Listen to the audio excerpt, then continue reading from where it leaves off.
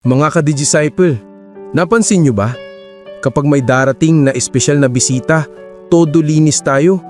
General cleaning, ayos lahat, walang kalat. Pero paano kung ang darating? Si Jesus mismo.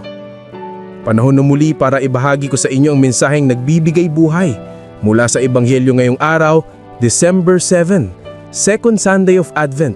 Ako po si Brother Rai, Digital Disciple.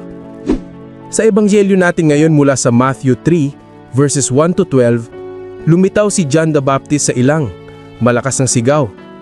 Prepare the way of the Lord, magsisi at magbagong buhay.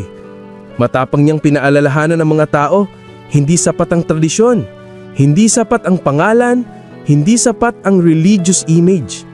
Kailangan ng totoong pagbabalik loob. Tapos sinabi niya ang mabigat pero mahalagang paalala.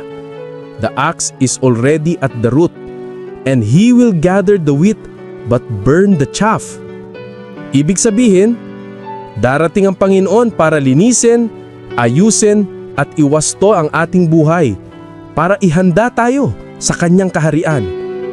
Mga ka-disciple, minsan busy tayo sa paghahanda sa Pasko. Shopping, gatherings, travel, pagkain. Pero ang Advent ay hindi lang tungkol sa decorations, kundi sa transformation.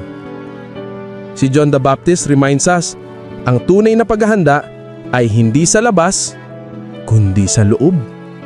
Reflection questions, may kasalanan ba akong tinotolerate pa rin? May pride, galit, o inggit bang hindi ko mabitawan? May tao ba akong dapat humingi ng tawad o dapat patawarin? Ano ang kalat ng puso ko na gustong linisin ni Jesus bago dumating ang Pasko? Advent is a season of hope.